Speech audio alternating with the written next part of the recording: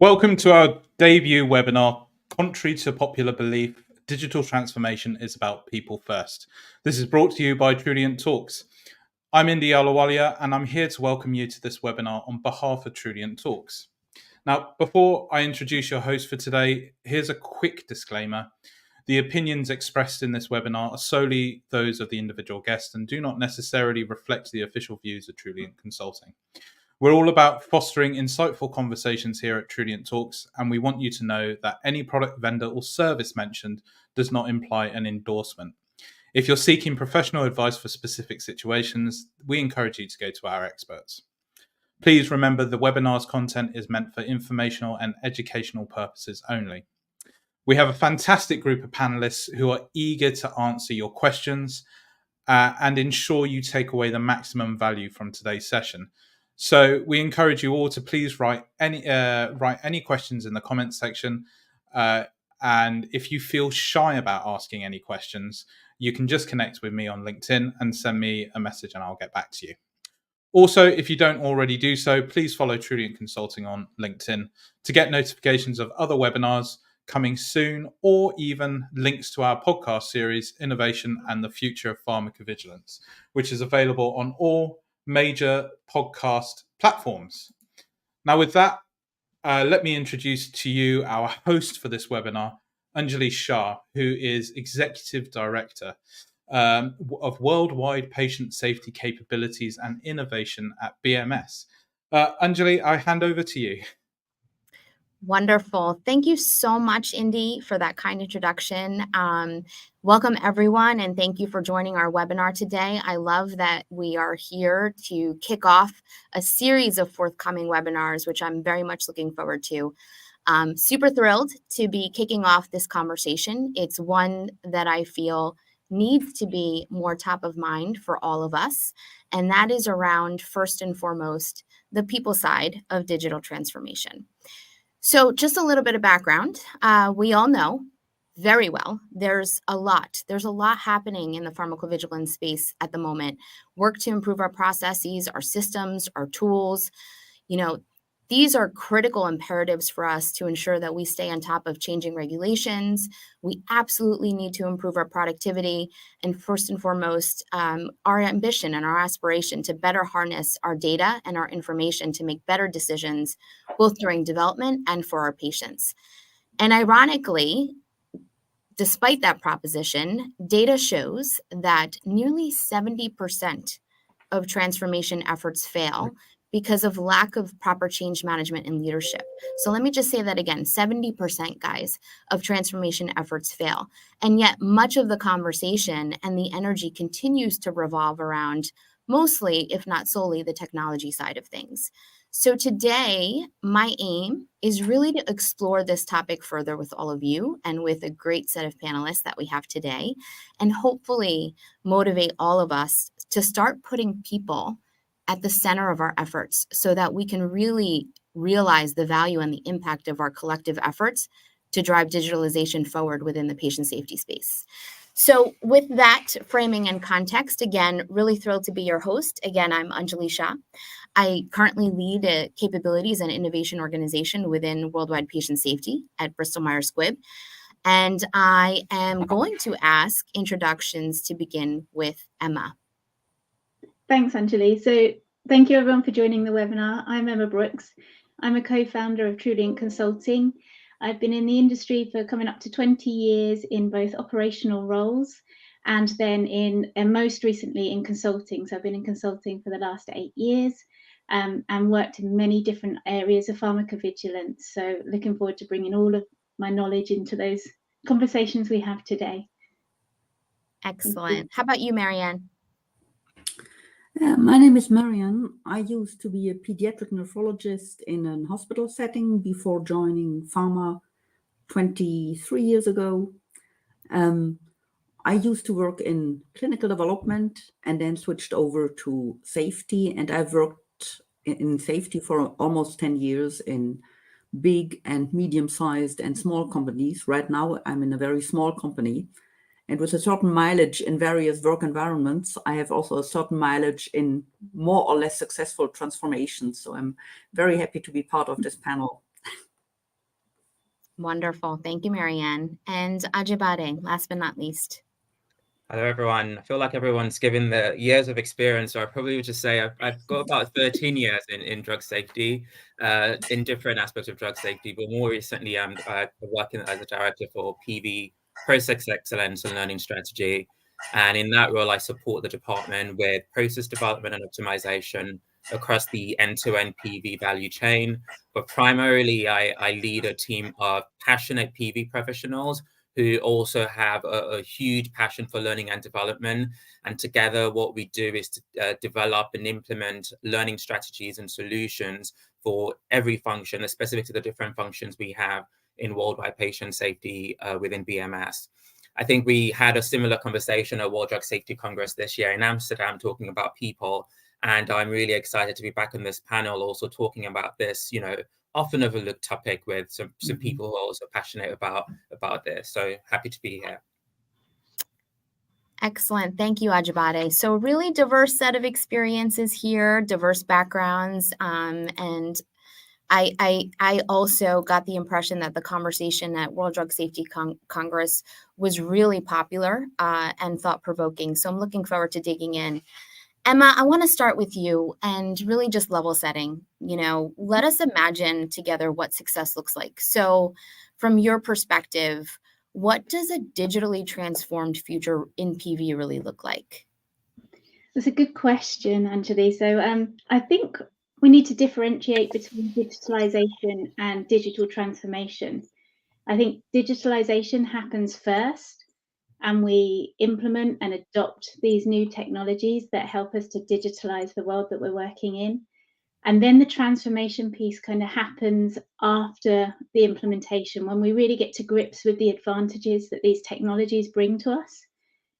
And we start to see what we're capable of and what we can do in this new world. So I think it'll be two steps: we adopt, we implement, and then we move on to the advantages that happen.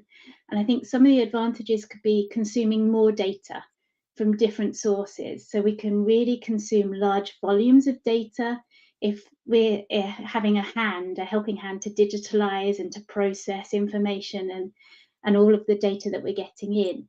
So I think we'll start reaching out into different sources that we're a bit scared to touch today. I mean, we say social media and everyone's like, no, I don't want to go there. That, I've not got the capability or the capacity to really digest all of that information. So I'm not going to touch it. But if we move into a digitalized world, we can start using the technology to help intake that data, to start processing that data, and then to spit it out in a digestible format that we can then consume ourselves. So I think it'll be exciting, and we'll be able to take more data from more sources, patient records as well. So they're everywhere now. Doctors' surgeries, GPs, hospitals, everything is captured on the computer. So we can start to take in patient records and understand more about our patient population, and get more information about who's using our products and the types of people that are using our products. We could even think about a blue sky world, perhaps, and take it even one step further into taking in information and data from wearable devices. So Apple Watches, heart rate monitors, glucose monitors. We can start to perhaps step into predictive pharmacovigilance. So seeing different traits in our patients and when they might be at risk of having an adverse reaction to our products. And we can start to predict who it's likely to affect and what traits happen before an adverse event happens, and try and prevent adverse events from happening moving forward. So I think that's really blue sky and perhaps a bit far off in the future, but definitely taking in data from more sources is in our near future. I think we'll be able to analyze data more efficiently. So we'll have advanced analytics in real time. So we'll be more on the ball with what's happening with our products sooner. And we'll be able to make decisions about our benefit risk profiles. We'll be able to detect signals sooner than perhaps we do today, because everything's processed a lot faster. So I think, we'll definitely have advanced analytics and more real-time monitoring than we do. I think there'll be a change in skills required of our pharmacovigilance teams moving forward. And I think we'll talk more about that later on in the webinar, so I won't give any spoilers away, but I think there's definitely going to be a skill change there. And lastly, I think our regulations will need to change. So I don't think they can change in advance of us really implementing technology, spending some time with it, starting to understand it and understand the advantages that we get from it. But so we'll need to be patient with the regulations kind of catching up as we start to learn more about what we can do. But I think as a community, as a pharmacovigilance community, we'll perhaps have to input into them, be patient and help to shape what they're going to look like and really help advance what the regulations are going to be in our future. So I think it's an exciting world. There's some really blue sky thinking out there, but also the nearer future is really consumption of more data from more sources. Excellent, excellent. So a couple things that resonated with me there that I just want to highlight and punctuate. So a lot of unknowns, right? So blue sky thinking, but there's certainly some unknowns and some uncertainty. And I think that we'll touch on later as well as we think about the people side of change. And most importantly, what I want to call out here is when you think about transformation, I think what you're really calling out for us is it's about the outcomes, right? The transformation is when we start to see the outcomes come to life, and it's people that drive our outcomes, right? And the outcomes that we're after is really not just surfacing, but really providing knowledge at the right time and in the right way, enabling and making better decisions. And also I would put forth addressing, I think, a more diverse set of stakeholders now. I think traditionally, the context of PV has primarily, if I could say, focused on the regulators as our primary stakeholder, right? Well, I think as we look ahead, we're looking at equally our regulators, our patients, our healthcare providers, and even our payers as well, right? So really great insight. Thank you, Emma, for kicking us off and setting that stage for us. Ajibade, let's build on that. Let's now bring the people side into this. So from your side, why should we put people at the center of our efforts when it comes to digitalization? I think in a way you've already touched on that, to be honest. But actually, if I go back very quickly to the question on the digital transformed future, you just reminded me as Emma was speaking, when I heard something recently, I think it was at a conference, and the concept of having digital twins in the future and using that to conduct safety. And Emma, you talked about predictive pharmacovigilance, and that, talking about blue sky thinking, that will completely change, the way what PV as we know is and how we do what we do, and also the skills that will be required to actually deliver for the patients that we serve. So talking about, digital transformed future, that was something that came to mind, Emma, as you were speaking, and you touched on predictive pharmacovigilance. So the way we do things transactionally today, we will be going away from that, transaction volume-based organization to really looking at more value and predictive as well in our approach to the drug development landscape. But your question was to bring this back to the people, and I think you already started with patients, right? And I think with everything we do when we in our drug development approach, we start with our patients, and our patients are people.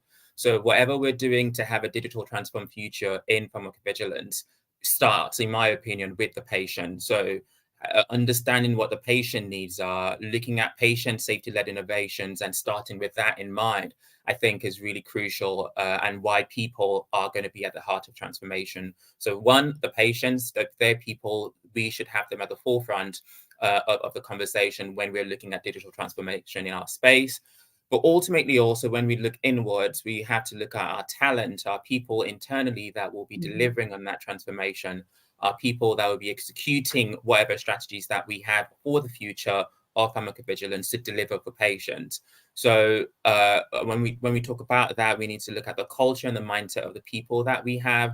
We need to look at the leadership and the vision. So we're talking about digital transformation currently, but if we don't have leaders who have that vision for a digital transformed future, where will that take us? So when we talk about starting with people at the heart of digital transformation, we can start with our patients, we can start with our internal talent, we could talk about our leadership and the vision our leadership have, because true transformation will start with transformative leaders that will guide the organization through the digital change that is, it is happening all around us, and we can't let it happen to us. We need to be the driver in front of that. And so having truly transformational leaders with a vision to steer us in that direction, I think would be crucial. And that's where also people coming in. And, having the vision is not just going to be enough, right? Because you're going to have to be able to have that vision, but also get people on board with you for that vision. So, communicating that vision, inspiring people to action, allaying fears and concerns. People are going to be always afraid of change. People are always going to wonder, I'm here thinking about a digital twin, and I'm like, what does that look like for me? You're looking at touchless processing, and people are like, well, I still have a job. I've got a mortgage. How would I pay for that? And as leaders, as we're talking about this, we need to be able to get people on board to buy into our vision for change, and that would execute the digital transformation. Emma touched on skill and training and skills, and I think we can talk about that as well. But when we talk about people at the heart of digital transformation, if we're transforming the way we do things and transforming the skills that are required, people bring those skills to the table. How do we then center them to be able to optimize the delivery in that digital transformed future that we imagine or creating for ourselves? And I think the last point I'll raise about this is, when we go to certain conferences, or when a lot of talk we hear more recently will be around things like AI, artificial intelligence, machine learning, and all of these things. And this is all well and good and also really exciting. However, we also need to remember that people are responsible for making ethical decisions that go into the algorithms. I'm not an expert in this field, but ultimately people, if you build biases into your models, if you build biases into the systems that will be digital transformed, that's going to still, I think, Angela, you talked about outcomes, right? That will still determine the outcome that comes out of these tools that we implement. So we need to think around people when we're thinking about, transformation, digital transformation. We need to think about things like data privacy. We need to think about things like security, the data that we're collecting, that our patients are trusting us with as well in this future. How do we secure that? How we're using artificial intelligence in an ethical manner and not going past, what the realms of what's ethical with that data that we're getting.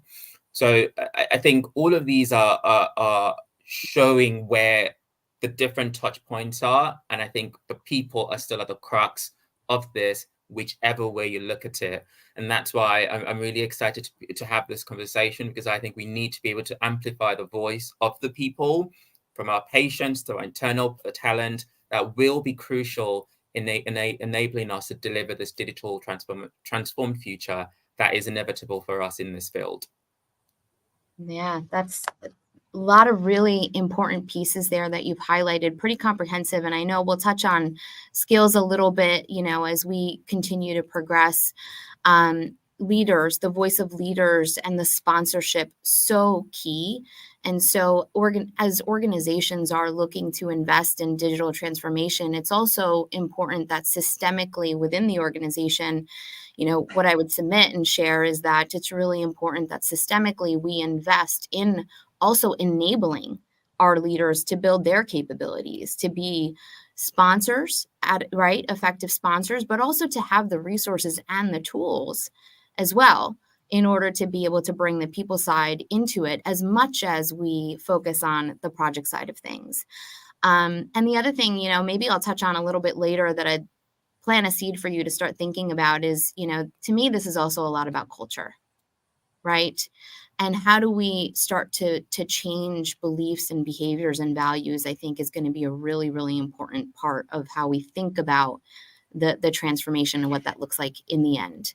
So there's a lot of promise. There's a lot of excitement. There's a lot of buzz. Everyone's talking about AI. You talked about digital twins. You talked about blue sky thinking.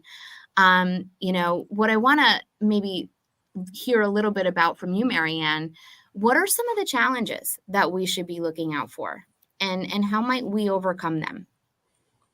How are we going to get from blue sky and vision to reality? I like to look at things from a little bit broader perspective that is not only in my workplace. It's also, I think all of us have witnessed the new tools, digital transformation of our private lives to a large extent. And actually, I think most of us have at least some of the tools have really embraced them. And my preferred example is Google Maps. I couldn't highlight enough how much easier that has made the life of people who need to get from A to B, right? Mhm. With integrating and if we were offered tools that are as good and as adapted to our needs as Google Maps is to our private needs in our workplace, we would volunteer for that. We would be excited about it. And what would it take to get to a comparable level of acceptance and even welcoming and excitement about new tools that will become available to us in our workplace? Because it's true that many of us have witnessed, and I'm not an exception, digital tools or process changes that were not particularly successful, that felt like a pain.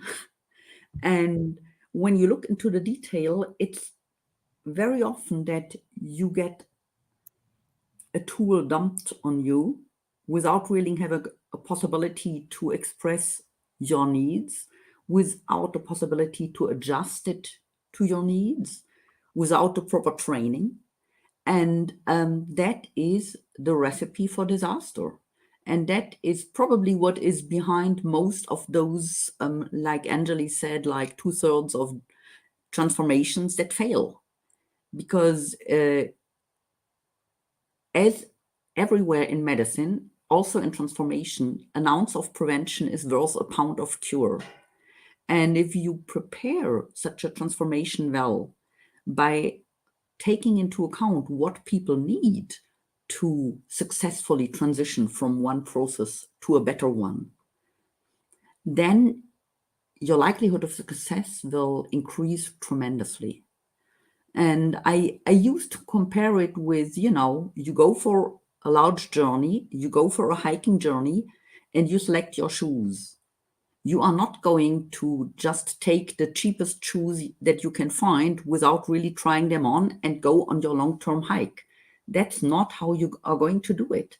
You are going to very carefully select and eventually adjust the shoes in order for them to enable you to do a good journey. And I think this is the way we should think about taking on a new process and making it a success. And as leaders, if we are the ones who have the power to shape that process, it's super important to be aware that it's going to require a certain amount of attention and resources, to fight for the time, to fight for the ability to carefully select the tool, adapt the tool to the needs, give the people who are expected to work with it the opportunity to look at it and to talk about it and to be listened to and to have the process adapted to what your company needs. That is how a digital transformation will work. And I guess we'll probably collect a little bit of insights later on of people who did witness transformation that did or didn't work. And I would anticipate that we will see it's not by accident if something is successful or not. So powerful, so powerful. Love the hiking boots analogy. And I'm just thinking, even with a new pair of boots, there's some breaking in that you have to do, right? Yes. And so you have to also be conscious and aware and ready to weather through the initial blisters, right? Yeah.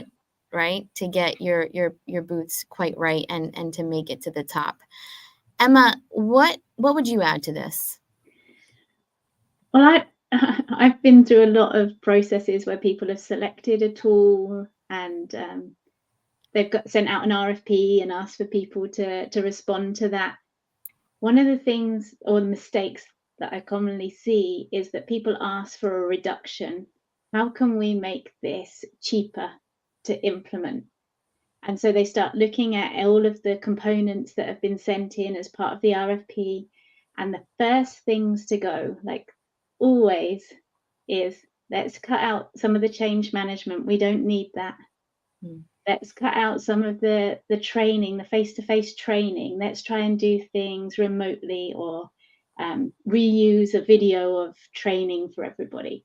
So I think one of the things I would add, again, like selecting your hiking boots, Marianne, is don't try and be cheap about it. I know that money and time is important to all of us, but it's worse off to spend all that time and money, even if it's a smaller amount, to have a program that doesn't work, that fails.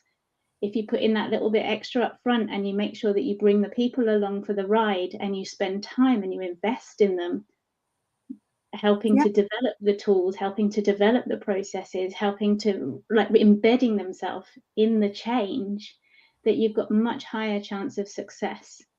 And so it'll be really interesting now that we're seeing quite a huge change. It's a step change to move to next generation safety systems. If people will invest that little bit extra in doing things right and investing in their people. And I'd love to see that happen. And I hold out hope. So we'll see what happens. I think a good way to make that happen would be if you go into those discussions with whoever holds the purse at your company with one or two good examples about, earlier experiences where things did or didn't go successfully. Yeah. Because if you say, do you remember how we tried to implement ECRF so and so? And do you remember how miserable that was and how lousy the data quality was because we hadn't selected a good quality tool and hadn't trained appropriately for it? Do you really want to repeat that experience that in the end of the day was more expensive than if we had done it properly from the get-go? Exactly. So well said. And I think, it goes back to that 70% as well, right? All the investment that goes in. And if we are anyway working against, a high failure rate, right, we have to be really intentional about where and how we drive our investment. So I love that you're highlighting the importance of really, bringing forward the risk of not changing, the opportunity cost, right? So critical, so critical. And so, one of the things I'm thinking is it's essential for us as a PV professional community to build that skill also of storytelling and ensuring that we can highlight and articulate the value and the outcomes that we're after, and how those outcomes really enable the drug development process and, keeping our patients safe. So let's continue this dialogue and let's continue to build on the people side. Emma, you talked a lot about earlier, skills and changes that our PV professionals may face. Let's talk about, from your standpoint, again, what do you anticipate? What could be different for our PV staff as a result? And then furthermore, if we do see roles changing shape, how would you advise, from your standpoint, organizations upskill and reskill their workforce? Yeah, so this might be a bit of a controversial comment, but I'm going to put it out there. I think that we might see a circle happen where we start to insource rather than outsource our capabilities. So if we are moving to a digital world and the lower value tasks that take up a lot of time are now done by technology, we might need to insource people to look at the outputs of those technologies and digest it and come up with our company standpoint and our company opinions on the data. and help us to understand what we're seeing from the data that we've consumed. So, and I believe that's an important skill to have in-house rather than at a vendor and at a CRO. So I know it's quite controversial to think about, we've just outsourced, the industry's gone through this period where everything's gone to offshore, cheaper resources. I'm starting to think that we might need to bring skill back in-house. And it might be that we start employing people from those CROs because they've got the foundations, but then we need to upskill them, train them, and keep them closer to us as a company to really understand our data better. So I think that might happen and it might turn around. I think the skills that we're going to need are slightly different. So rather than having very good attention to detail in our data entry on individual cases, we might start moving towards more of a bigger picture medical background consumption and digestion and understanding, interpretation of what we're seeing. So I think we're going to be utilizing our skills in a different way, and we might need to upskill on what signals mean and what they like, what we are then understanding and learning about our patient population. So I think the training might come round to be more of a medical background and starting to really see what our patients are doing with our products and where it's leading us. And Ajibade, you know, building on that, you know, from a skills perspective, given your role and the work that you and your team do, the excellent work that you and your team do, what would you add as it relates to the skill building and reskilling piece? Yeah, I think there's a lot of, I think skills is one of those words that's becoming a buzzword around currently, isn't it? And there's a lot of talk about moving to being skill-based organizations. I was looking at a report the other day, I think it was either a Deloitte or a Mercer article or something that was saying that about 28% of organizations don't know the skills that the individuals or their roles need to actually execute their roles. Or that no, 28%, only 28% of organizations that they surveyed know the skills that's required for their roles and the individuals that they have in the organization. That was actually the data point. And it was also interesting because I gave a talk this year at the World Drug Safety Congress. I hope I'm not trying to plug the conference itself, but I did my own, very scientifically proved research. And I asked the audience, how many of them knew what skills they needed for their roles or had a skills framework within the organization. And this was a group of PV experts. And I think, if my memory serves me right, not one person raised their hand up during that conversation. So there clearly is, first of all, maybe a gap in even understanding, what skills are required currently to even execute the book of work that we have now as a PV function, not even start talking about what's coming down the line in our digital transformed future. So I would say that we need to probably start looking at first really understanding, doing a skills mapping or doing an understanding of what skills are needed to execute on what we have now. Emma, you talked about, some of the tasks that have been conducted outsourced by vendors, but also all these traditional tasks that have been done. We still need to understand what skills are there and then what could be changing. So if they're going to be if things are coming in-house, what will be required, and then start planning towards that. If we don't have that understanding of what exists and where we're trying to go to, then we're not going to be able to breach that gap effectively.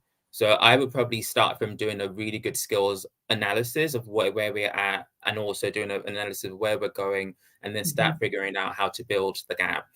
And, it's a difficult place because people usually don't know where to start. And I would say, a good place to start is really currently just start with what you have. If it's your job descriptions, if it's looking at your process maps, the organization that you have, or the hierarchy you have, or the different tasks that are being done, I would say that could be a very good place to start in trying to understand what you currently have in terms of skills, and then looking at what's going to come further down the line. I think it would also require us to shift our view of traditional job roles. Gone are the days of when you have one job title and that's the exact same thing you're going to be doing all the time. I think that with us changing, you might have the same title, but the tasks that you kind of do, or the kind of activities that you do under that title might change this year versus next, or 6 months versus, based on the business needs. So I think we should probably start encouraging more cross-functional collaborations where being able to open up, job rotations, being able to open up tours of duties to enable cross-pollination and also to develop different skills as it relates to different aspects of pharmacovigilance. And that would also enable people to, first of all, get the skills that are needed, but also start thinking about where things could evolve in the future. So Anjali always has a statement that she says that, we need to go away from having a career ladder to having a career lattice. And to be able to do that, we need to be able to have opportunities for people to try out different things, to be able to, I think the technical speak for this would be to redirect talent to where the jobs are, or to where the need is. Mm. So if you need, there's emerging data, you need some analytical skills, or you need some, signal management, or if you need things to do with predictive analysis, but it might not necessarily be a person who has case management background, but someone who has some data analysis background, you can plug that with the skills, but you need to then understand the skills that are available in the organization to be able to redirect them to where the work is. So moving away from traditional roles, I think, would be really important. So that will mean having agile roles, and that will mean maybe a lot of big farmers or big size companies going away from that traditional roles to doing more of that small company or vendor mentality, where you can build a skill set independent of your roles, plugged into different activities. So I think I'll pause there because I know that that's a lot to say in one sentence, and I'm curious to also hear what other people on the panel had to say with regards to upskilling. But that's probably where I'll start from. Or maybe before I stop, actually, I'll share some experience that we have in my team. So within the BMS Worldwide Patient Safety Organization, we are also trying to do this, right? We have, over the last, I would say it's actually been 2 years, we spent time working with every function. And I'm glad that Anjali is on the call today, because Anjali was actually the executive sponsor of this activity that we did, and which took quite a lot of time, and we begin to see the benefits of this across the organization. So we first of all evaluated, what the roles that existed within the organization, went through over, I think it was about 80 job descriptions to pull out, synthesize from there the different tasks that different roles in the organization carry out. So we were able to map that out across the entire PV landscape of the PV value chain. And then we were able to then synthesize from those activities the different skills that exist within, or should exist within, our safety organization. We're able to map out our skills, our capabilities, but also take it a step further to align those skills to the jobs that we currently have, right? So what we did was looking currently where we are at, but also to deliver in the near-term future, what skills do we need? And then map that out to the roles. And then took it a step further to then define proficiency levels for these skills and for the different roles that exist within the organization.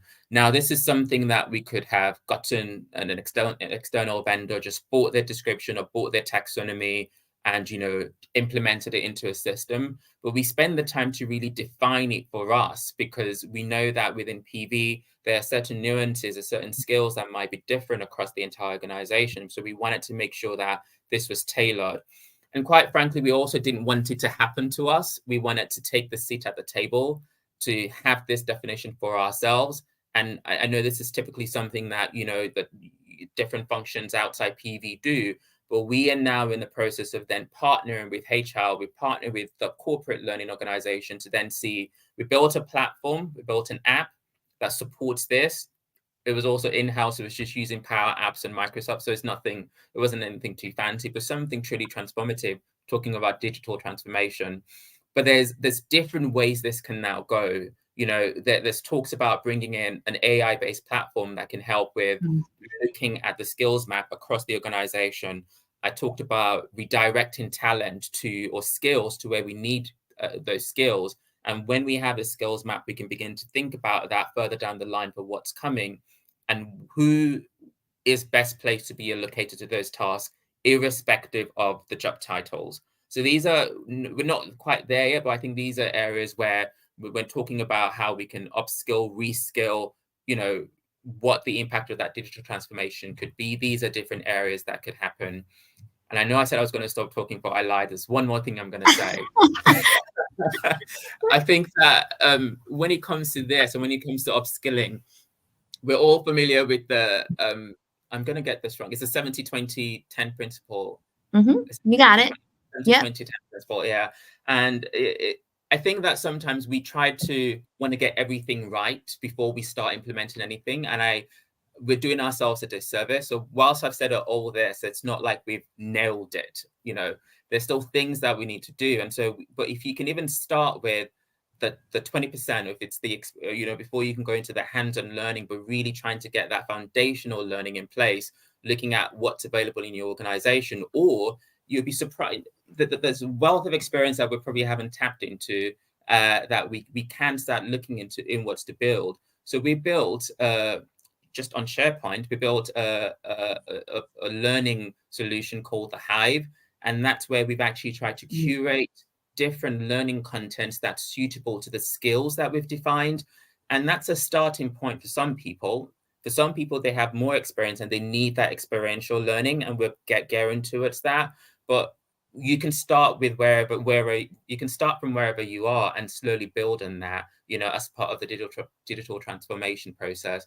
So I guess that was just my encouragement, is to you know, maybe it can be a bit overwhelming, but we can start from somewhere and then build on that slowly. So if it's just the learning piece you can start with, or mapping out your skills and then building the learning to associate with it, I think that's a great place. If you've got, you know, the ability to actually go big and go bigger than that, absolutely, I think that you're going to put your people in a really good place to deliver for your organization.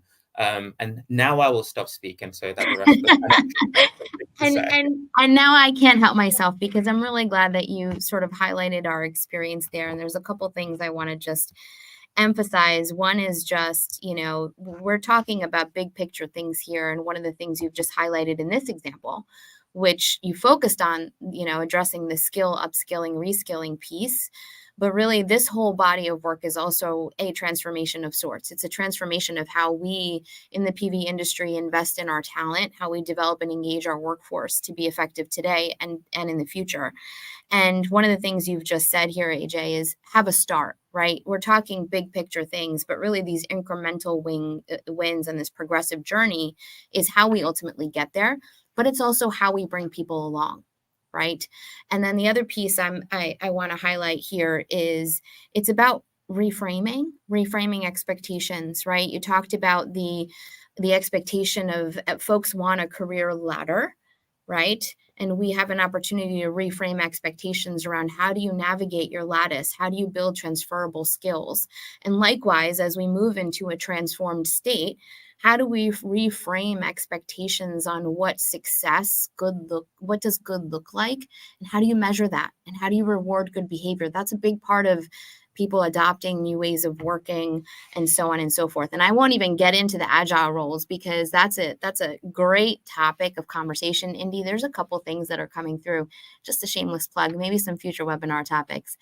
But listen, we're actually, you know, coming a little bit up on time, and we are seeing some questions come through into the chat. So if okay, I do want to switch gears a little bit and address some of the things coming through from the audience, and then we'll link back.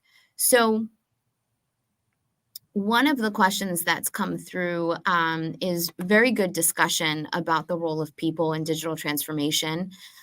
This question may be a little bit early in coming forward, but there's some curiosity to learn about the types of compliance measures that will need to be in place to monitor the PV data that's gathered through devices and other applicable sources. So maybe Emma, I'll start with you, and then we can go from there. Yeah, I think we need to go through a period of digesting and seeing what the new data sources are and the types, the quality of the data that we're getting from the new data sources, before we can start to then think about the compliance side of it, which is why I think the regulations will come later. So I think when we first initially make the step and try towards it, it's going to be a big learning curve. And then once we see the quality, once we see what we're getting. Once we understand what we're getting, we can then start to look at how we put compliance measures in, what we do want to look at, what we don't want to look at. If we're getting a load of partial information that doesn't add to our picture of our product and in the long term help our patients, then we might want to not look at certain data sources if the quality is not good enough. So I think the compliance measures we'll need to figure out as we go. I don't think there's an answer to it yet. I think we need to see what we're getting, try it, do some pilots with different data sources, and then we can start to look at what compliance measures we put in place. Yeah. And I think partnering with our regulators as we go through that journey is going to be really, really important. Another question we've got coming through is we have already spacecrafts on Mars. Is pharmacovigilance now being able to also attract the best partners to leverage digital transformation in this field? Could that be a possible reason for some of the fails? So do you see a gap between the big brains who are creating the new technology solutions and those who really understand the needs of the industry? Who wants to start? I'll take a stab at this because I think I get where this is coming, and I think that this is also where within the industry we need to. When you talked about culture earlier, Anjali, and I don't think we have a culture of failing quickly in PV, and that doesn't let us experiment things and try things. And there's also, talked about regulation, and I think we also are very careful, about that because of the tight regulatory concerns or constraints that we have. But I think there is a shift happening. I see that, I can only talk about my experience. I know that with a certain large company that provides us with a database solution, they have a conglomerate or a consortium rather of PV of industry experts across of large farmers. And I think that's one area where if we're voicing our needs and the needs that we need for innovation and change, and they're listening, I think that's one of the drivers for change. But also I think there's slightly smaller people coming up with radical ideas that are changing the industry already. And I think that these are things that are already going to spiral and become, lead to more of this transformation that we're going to see. So, I'll give an example again internally. We recently, it's an experiment that probably I would say, I don't know if I'm allowed to say this, but didn't work. But we recently had an idea of hiring, and Anjali, I will give you credit for this as well. We had a role of a computational toxicologist in our safety department. Now, that's a role that I've never seen existed in any PV department. And that person was looking at large data sets from, preclinical, from toxicology studies. So these are things that we typically haven't been involved in. So I would say there's an appetite. I would say that there is now, as we are partnering and collaborating together. I know I've spoken to industry colleagues from other farmers, and there is more of a voice about this need for innovation, and everyone's trying new things. We've seen different partnerships that have come up with companies like IBM, with Google, and I think these are just going to drive things forward. But we also need to work and partner with regulators to also try and start shifting the needle for that, because that would enable us to also fail faster, experiment new things, and bring new ideas to the table. I'm hoping that answers some of the question, the part of the question you brought in, Eduardo, but happy for other panelists to chime in on that too. Yeah, just to add, I think there's something to be said for putting different diversities of people into a room. So someone that comes from a software background, someone that comes from a pharmacovigilance background, someone that just is a lay person and not had anything to do with anything that we're doing, and putting their minds together to come up with the tools. And I think some of the newer technology companies out there that are designing next-gen tools for pharmacovigilance, they are starting to bring in those different worlds to create the tool. So hopefully we should see some impressive changes to the platforms that we've been using. Can I just add again on that? I think this is also why it's important to look at the skills for the future, because we can also start building skills internally with our current PV professionals so that they have at least a little bit of understanding of these disruptive technologies that are out there and how they can be applied within PV. So we're not necessarily asking data analysts to come and be PV specialists, but we're asking PV specialists to maybe build up a little bit of their skills in that area so that they can also be part of driving the transformation that we need in our industry, because they have an understanding of our needs, they have an understanding of what the regulator wants, and they can communicate better to maybe the technical business partners that can help us even exponentially move in the direction that we want to go in. Mm-hmm.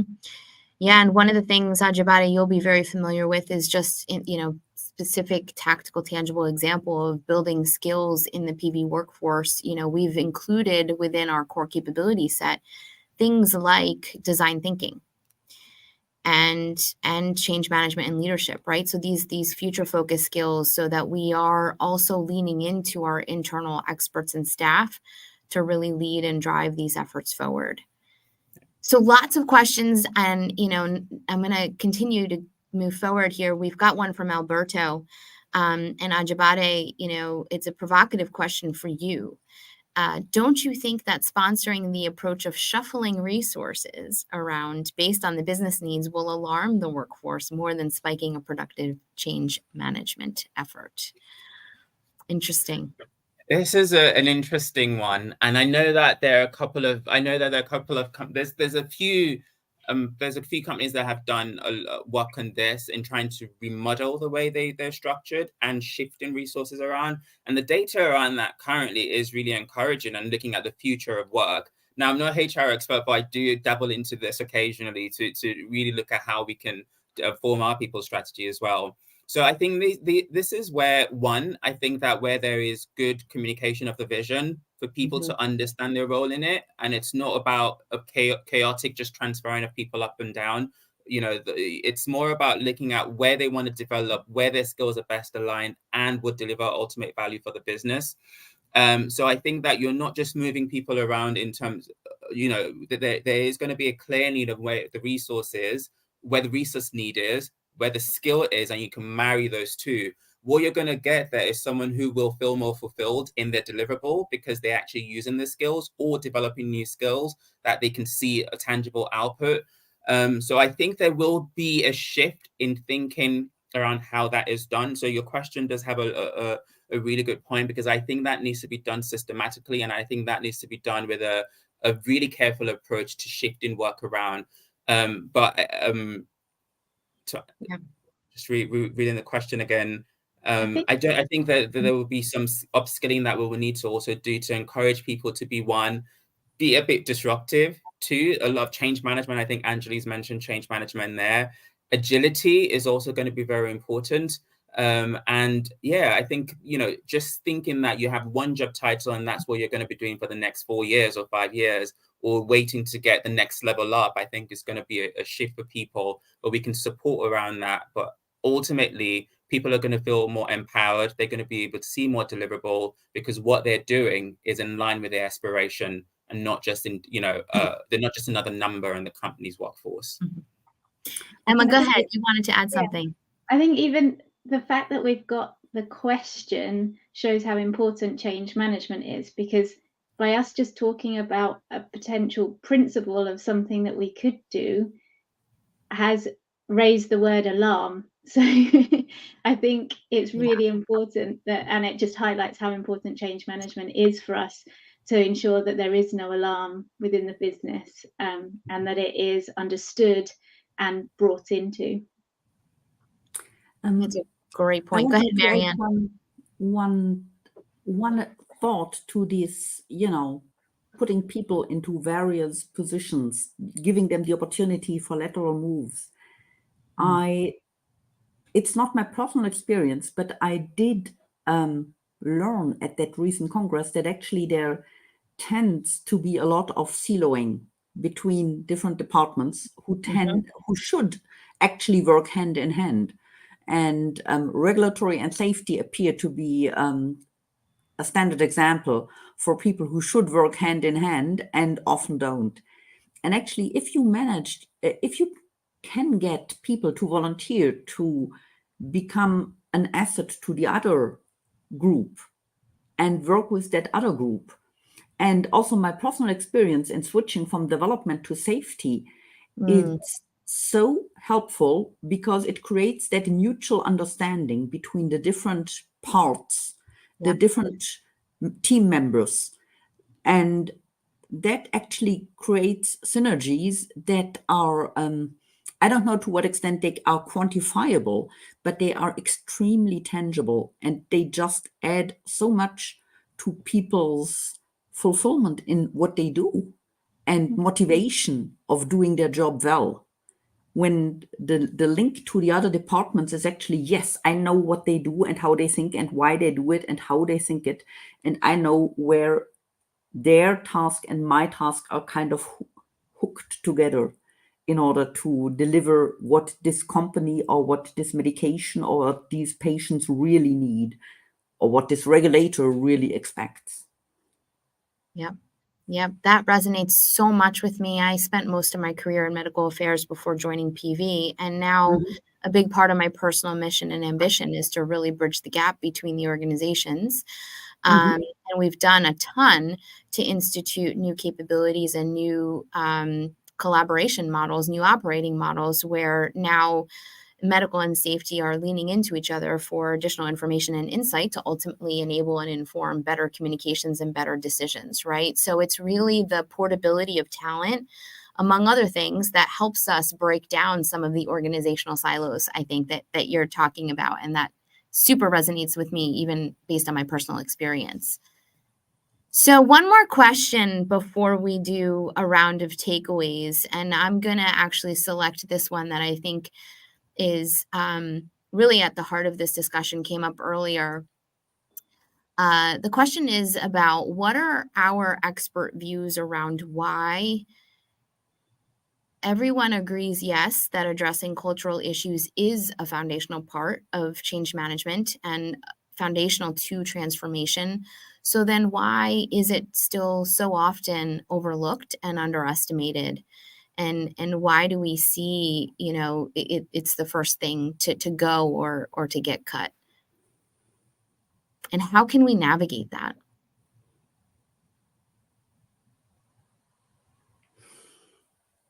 I'm going to start with Emma, not to put you on the spot, but just advice on how sponsors and leaders can navigate, the process of leading change if and when there are limited resources, or systemically limited support.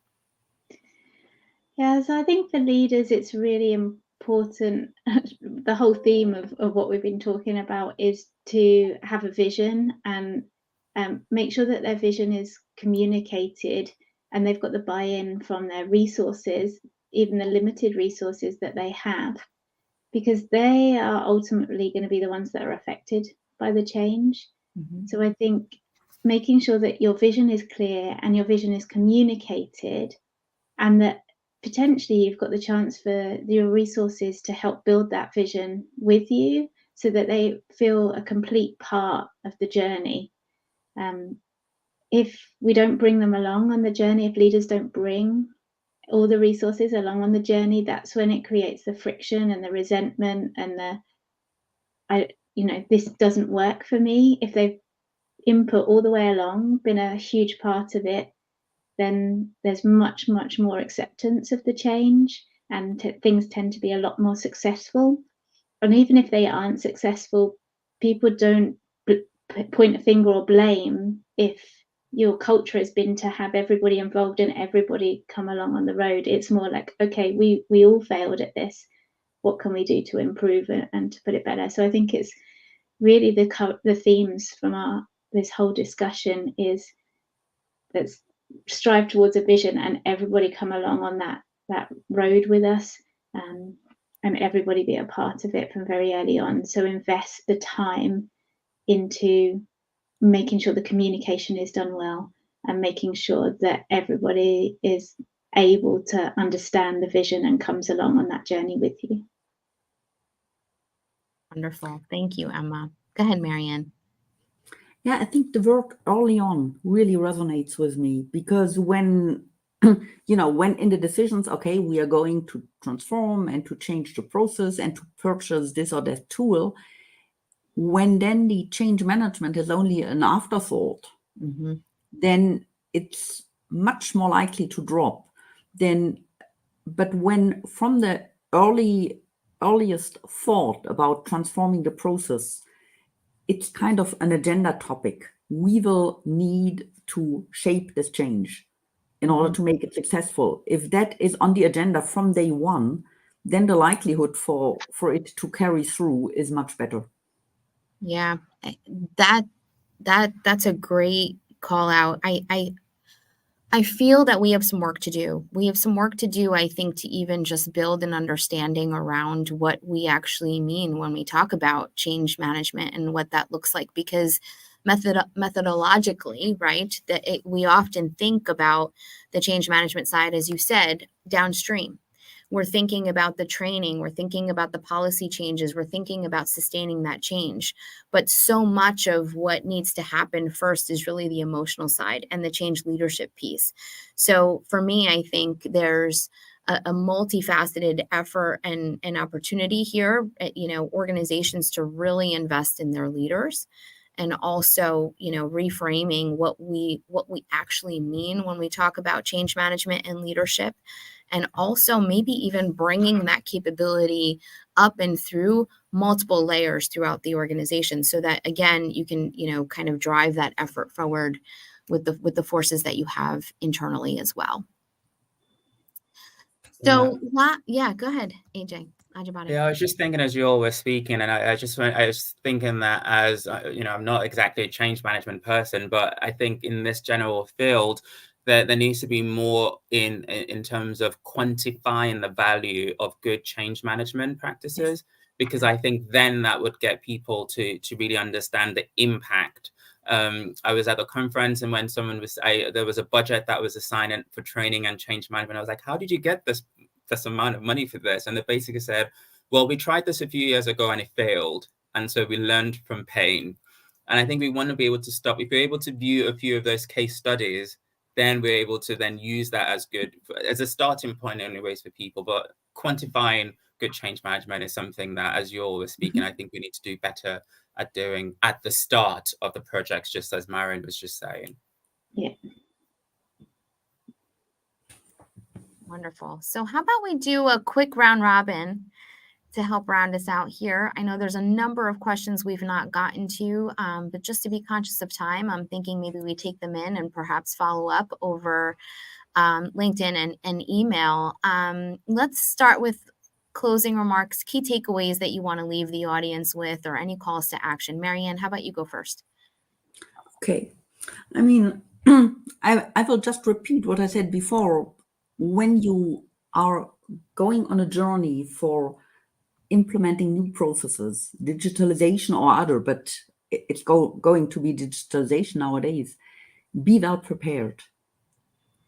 Get an idea of what amount of resources, time, people, what skills you will need to run this successfully, and bring that to the negotiation table from day one. And that will be a key ingredient for driving it to success, and also a key ingredient for generating the trust in your team that you are the leader with whom this experience of a transformation will be different to eventually the failed experience that they have in their memories. That is my key takeaway. Thank you. And you highlighted an important concept there on trust that we haven't even touched on. And should, be part of the conversation as we continue this forward. Ajabade, how about you? I think for me, it's just for us to remember that while, all these technologies that are coming up will enable change for sure, we need to remember that it's the passion, the creativity, and the adaptability of the people at the end of the day that will truly empower the digital transformation that we seek in PV. So I think there's that famous pillar, people, process, technology. And as Emma said, we normally take the people out and we focus on process and technology, but we really need to put the people back in, because the equation is we're not getting the value because the equation is imbalanced. So we need to have that balance of people, process, and technology to have that true driver for a successful digital transformation. Thanks, Ajabade. How about you, Emma? Yeah, I echo both what Marianne and Ajabade has said, but I think technology enables the digitalization for all of the repetitive tasks that we see. However, it's the people that really enable the true transformation piece by coming up with the ideas and pushing the boundaries of what we can achieve with the support of the new technology. So again, it's the people that have these ideas and push the boundaries that changes things. Excellent. So many great pieces of advice here. Really insightful dialogue. We're getting a lot of great comments coming through our feed. So I just want to thank you guys for being on this webinar with me, for sharing your perspectives, being candid, sharing your insights, your experiences, your tips. I feel that we've only scratched the surface. I think this is an ongoing learning journey, and it's an ongoing conversation that I hope we can continue to have. So for those who've joined us, I hope, if nothing else, this is a hour of your time that has started to get you thinking about how you can put people at the heart of the work that you're doing. And last but not least, I want to thank Indy for organizing this, and for Truliant Talks for organizing this for us. And I invite everyone to reach out, share your thoughts, share your comments, share your questions, and we look forward to moving forward with you. Thanks, everyone. Thank you. Okay. Thanks, Anjali.